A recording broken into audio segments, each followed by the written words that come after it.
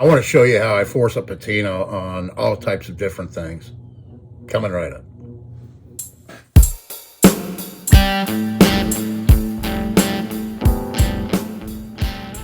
Hello everybody, and thanks for coming back for another video. This is Dave, and I'm glad you're with me today. I'm out here in the shop goofing around and playing around with patinas, and so I thought I'd make a quick video, or I don't know how long this video is going to be, but I'll try to make it as short as possible and still get across everything I want to show you. First, I want to talk about patinas, not just on high carbon blades, but anything basically, copper, brass, how to force a patina on staghorn, all those things I want to cover today. So this might be controversial to a lot of folks watching this, but forcing a patina definitely has its advantages. So patina on a high carbon knife, it's going to occur naturally if you use it. If you buy a brand new high carbon knife, like here's an example, it may look stainless, but this is high carbon.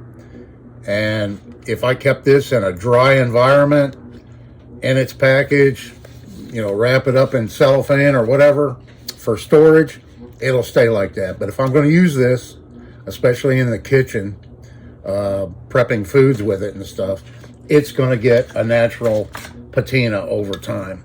Here's a perfect example. Some of you may remember this knife. I took the handle off. I was going to do something else with it, but I changed my mind. I got a lot of projects going on, so I opted to just put this this silver plated handle back onto this knife and keep it like it is. It's a beautiful knife just the way it is. This is that BSF 90 German carving knife, and it just has some beautiful natural patina, and this baby is razor sharp. It's ready for use now. So I'm glad I got that back together and it's usable again.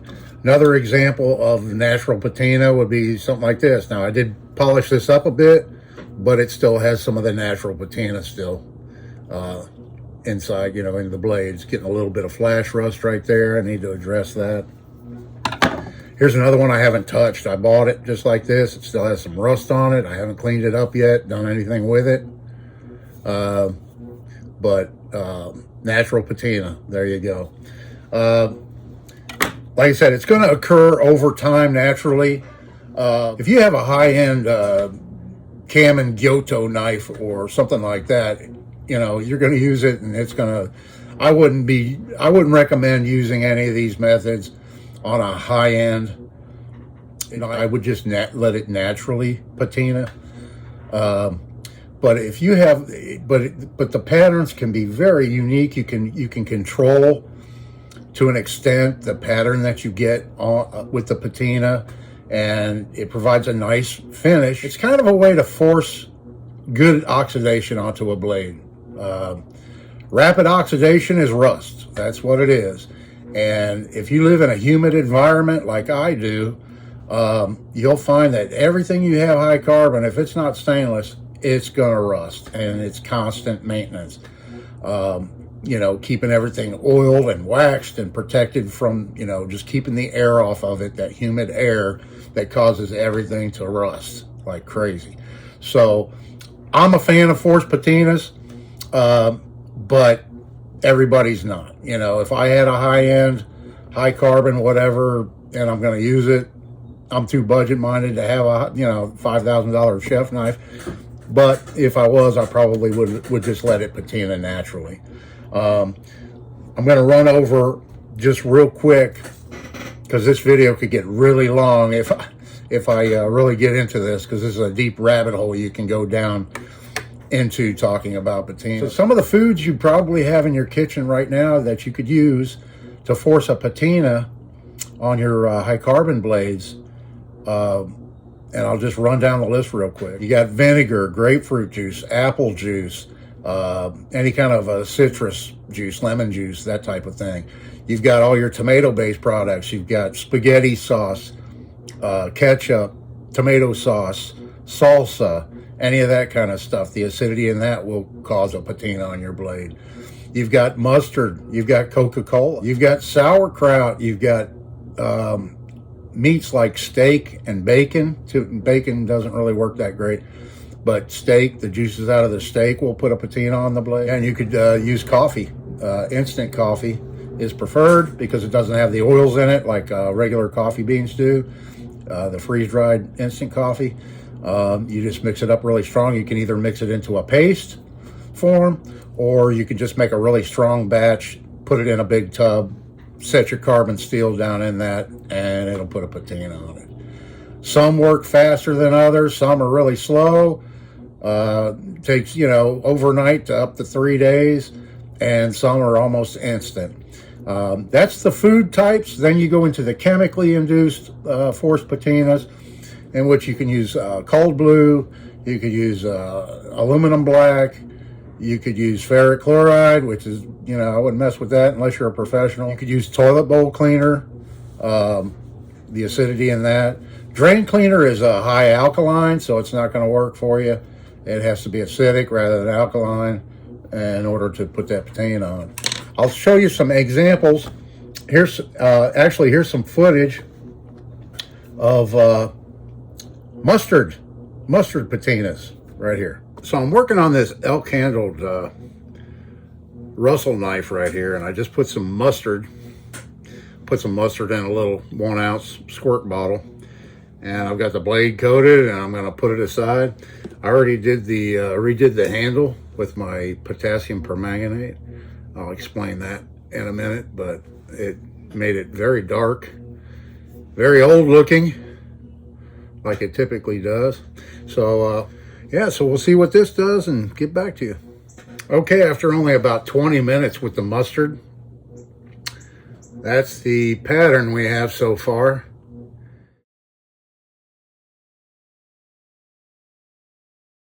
And I'm going to do another application. I already put some on the other side. And give it another 20 minutes and we'll see what it looks like. Yeah, so this knife right here, this Russell butcher pattern blade, that's how it turned out with just the mustard on it. And I just kind of dabbed it on and made it blotchy, and it made that pretty cool little pattern. And overall, it gave it a nice kind of a gray finish there's some blues in there. I'm not sure if the camera's picking it up or not, but there's some real pretty blues, various colors and stuff. And then the handle, we'll go on to that here in a minute. So it's the next day. I've had mustard on this overnight, and the mustard has dried. Look at that. So I'm going to clean that off, and let's see what this blade looks like.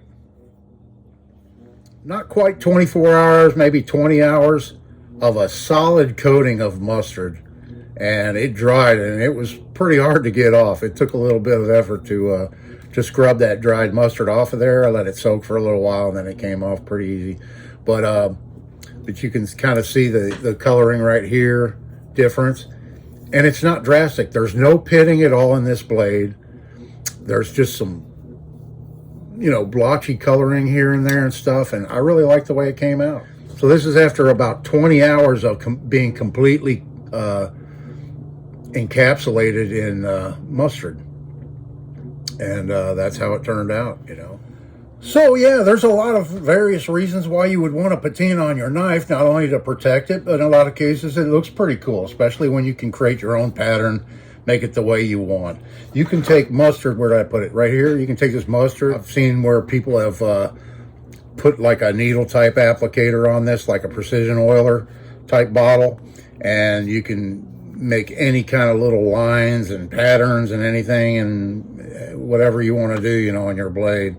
On this one here, I just squirted mustard on it, smeared it around like you saw in the video there, and that's how this one came out. I think it's pretty cool. It gives it character to the knife. It makes it your own, and it gives it a level of corrosion resistance. You can oil your knives too. If you live in a dry environment, there's probably no need for you to oil your knives as long as you keep them dry after you've used them, especially after cutting something like an onion or a tomato or anything acidic or whatever. Just rinse it, dry it off real good, and you'll be fine. But if you live in a humid area, a tropical environment, anything like that, it's a good idea to put some oil on your blade.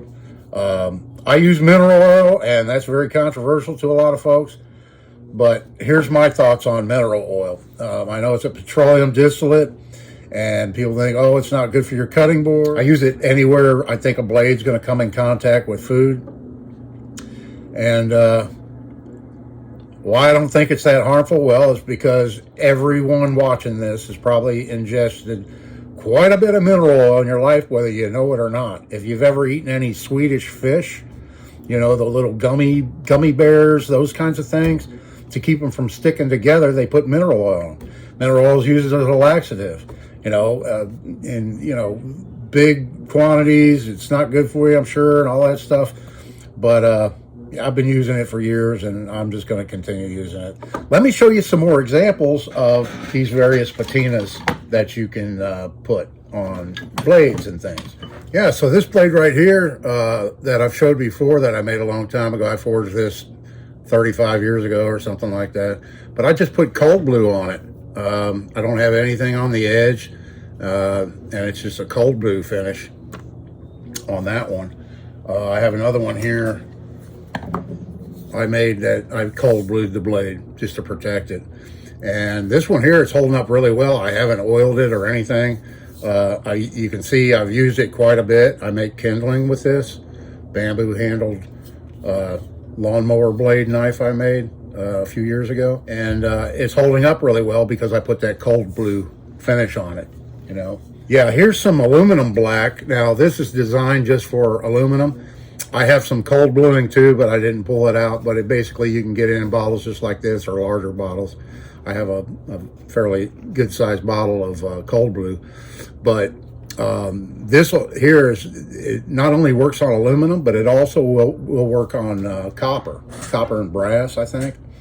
I tried it on these copper rivets. It didn't work. But I watched a couple of videos where they used it on brass, and it seemed to work fairly well. So if you know, that's another option if you wanted to try something like that.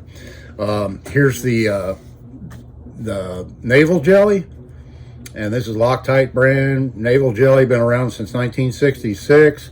It's phosphoric acid. That's basically all it is in a jelly form.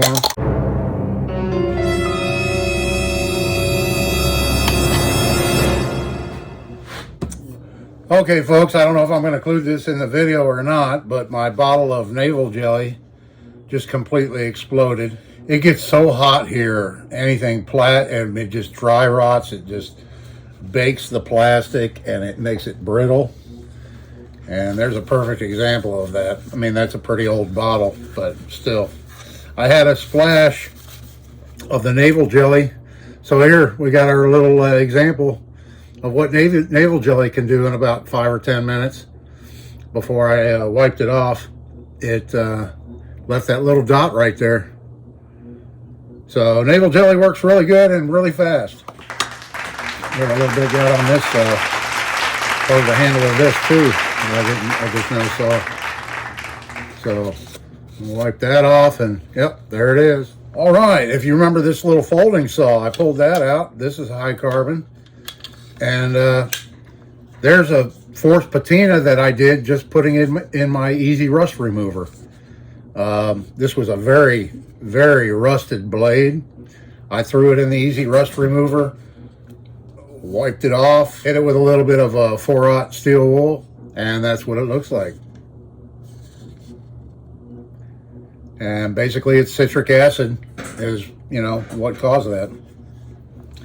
So the knife sheath that I made with the copper rivets, these are the copper rivets that I used on that knife sheath. And I had a hard time getting a patina on them. I used my salt and vinegar trick, which worked before, but it didn't work. So did a little research, got a lot of good suggestions from y'all. And I tried yesterday, I put that sheath in a container with I put a drop of vinegar on each one of the rivet heads, and then I put some salt on it, and then I put an open container of ammonia.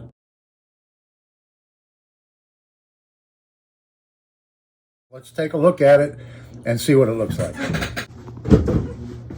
Okay, I see blue color. hopefully that's a good sign. Let me take it out of there and we'll take a look at it. Okay, here it is. I've got a little container down here, to catch it all. I'm just going to lightly brush off all this excess salt. And it's looking like it worked. Wasn't really expecting the blue color. I was really expecting more of a green.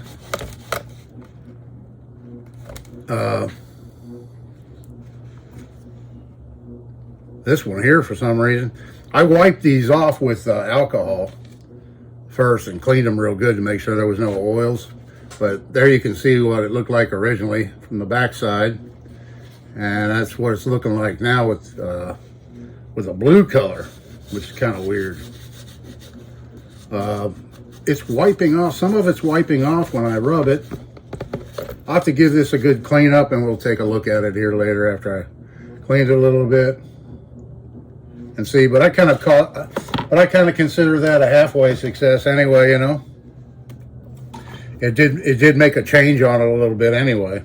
This is what I was going for. This is a piece of bronze that's been sitting outside for a long time. Scrap of bronze that came off a boat, and it's got that natural patina. That's kind of what I was going for, but didn't get anything close to that. Okay, so it's only been a second for you, but I had to take my shacket off and throw it in the washing machine because I had naval jelly all over the sleeve. Didn't even notice it.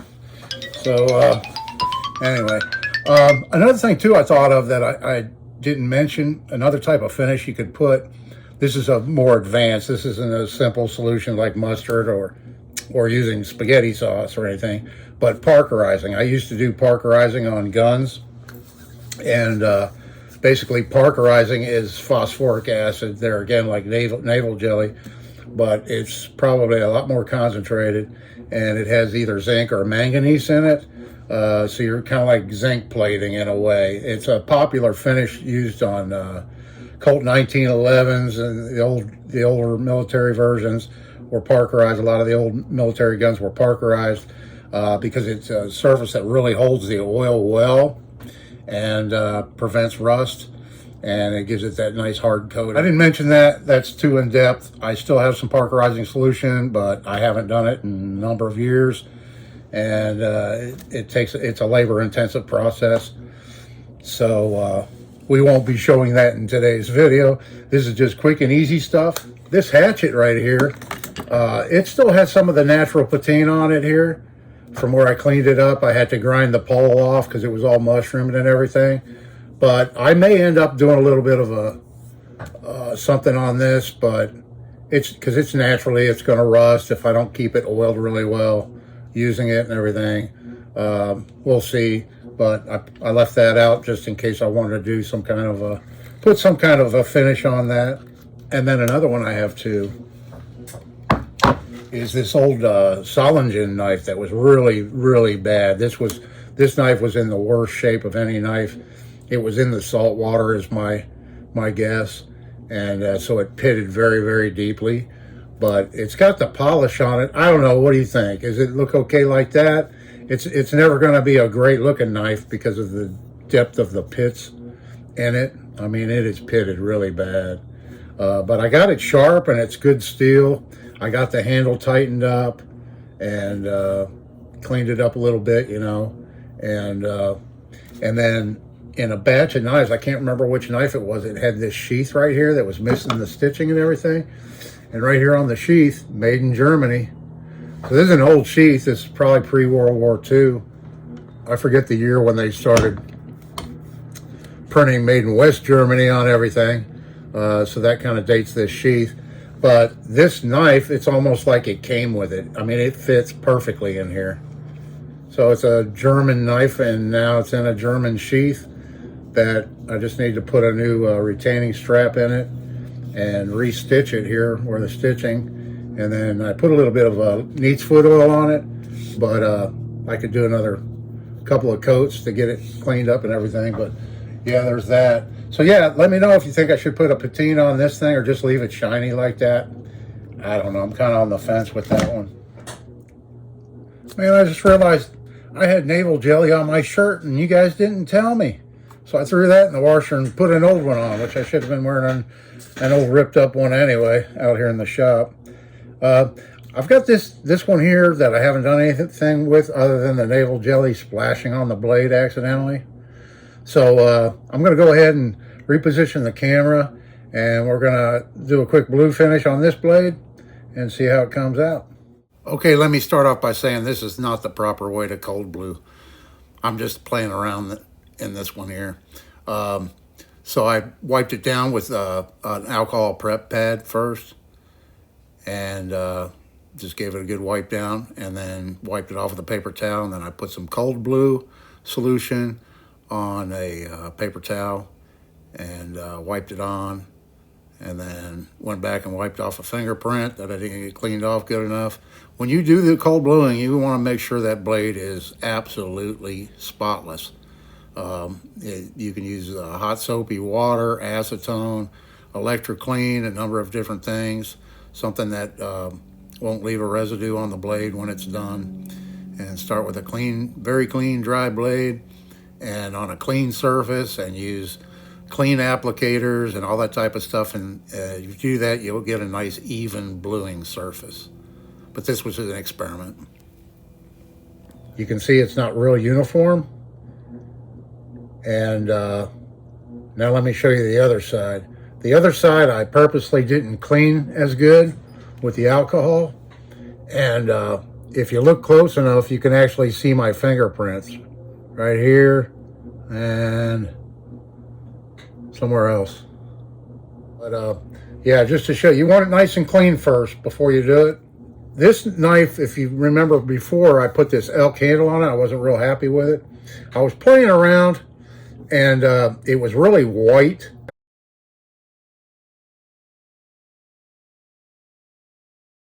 And so I put some of my potassium permanganate on it and let it set overnight, and that left all this, and it dyes it. I mean, it'll come off again, but it's good. If you're only using steel wool, it takes a lot of effort to remove that coloring.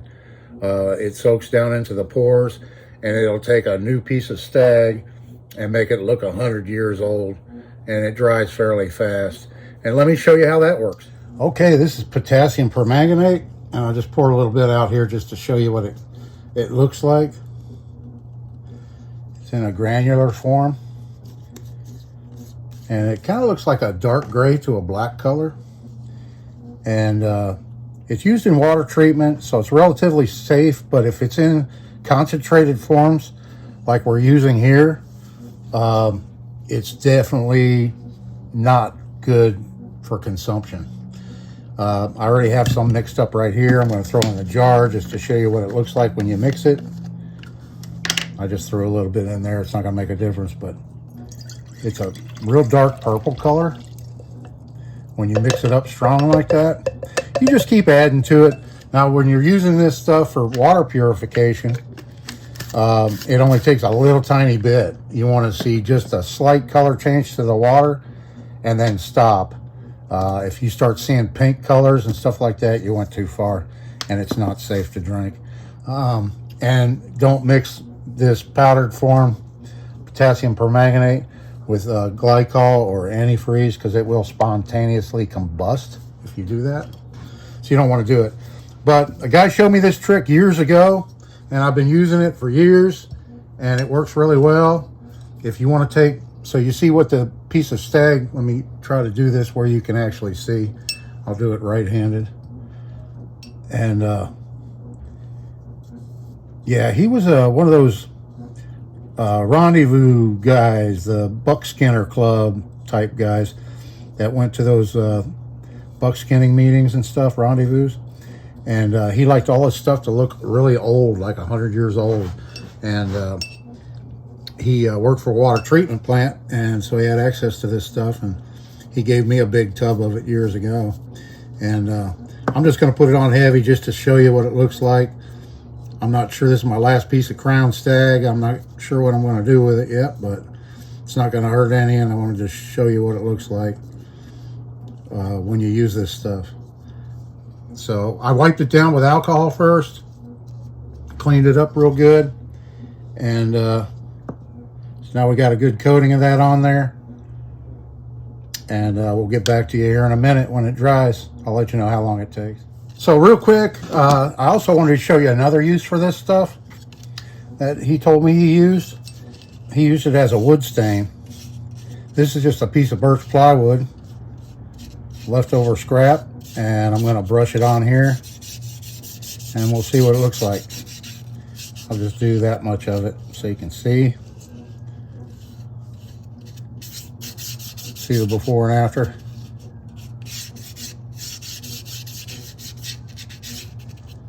Okay, we'll let that set.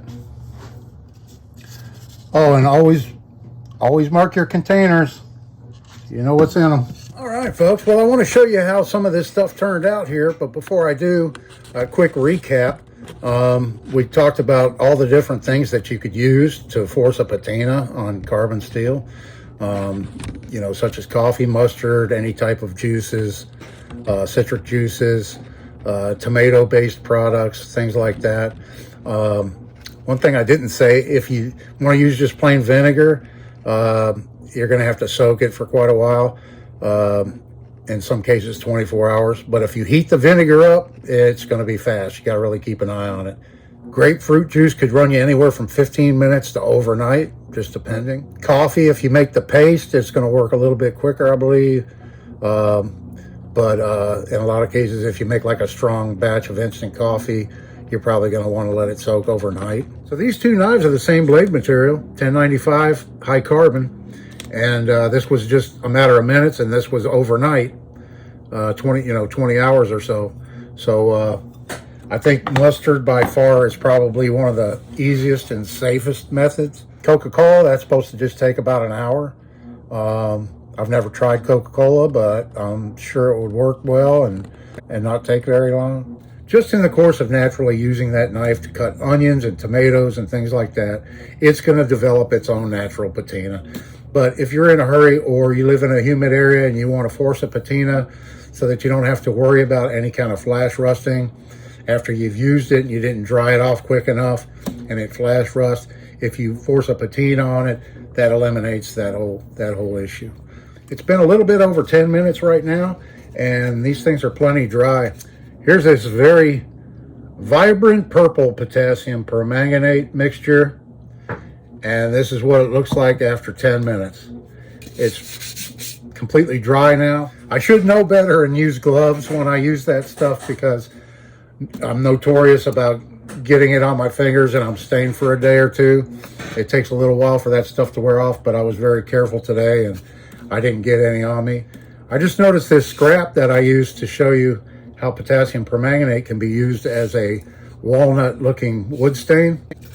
Yeah, so this is a scrap I use to practice for my easy homemade branding irons video. If you haven't seen that one, go back and check it out. I appreciate it. But anyway, there's how the wood turned out. And here's the staghorn. It's completely dry. And check that out. It looks 100 years old, doesn't it? I mean, it's really impressive. And this stuff will not wear off. I mean, it soaks in. It's kind of acts like a dye, you know, and it provides a really good durable finish. I should have pulled out a couple of knives I did 30 years ago with this stuff. That's how long I've been using this, about 30 years. And yeah, and it just really, I'm really impressed by it. And then this sheath, I took a little bit of 4/0 steel wool and I knocked off that heavy crunchy stuff. And I'm happy with that, the way that turned out. I left a little bit of the coloring in it and stuff. Still got a little bit of a shine to it, but definitely looks different than brand new like that. You know, looks like it's got a little bit of age to it. And that's what I was after with that thing. I hope you all enjoyed it. I hope maybe you got something out of it. If nothing else, it was entertaining for you. Before I let you go, there's a couple things. One thing is, if anybody's watching that was a subscriber or knows Dwayne, his channel was Patriot Knife and Tool, and he just disappeared. The other day I was like, he hasn't posted a video in a while, and normally we kind of talk back and forth through comments, and I noticed he's not on YouTube anymore. And that's a shame. And if you've heard about what happened, hopefully nothing happened to the man. He's a very nice gentleman, and I hope he's okay. But let me know down in the comments if you know anything about that. And then two, I want to give a shout out to a new channel. He's been on there a while. He only has a few videos, but his channel name is Common Man Tools. Here it is right here. And really nice gentleman that is into knives, and he likes to show them. And it's hard enough to get started in this YouTube thing, getting going and getting your channel to grow and everything, and everybody can use all the help they can get. I certainly am still trying to grow and put out good content for everybody to see, and I really appreciate it. I appreciate all my subscribers. I appreciate everybody watching, and this is Dave. See you in the next one.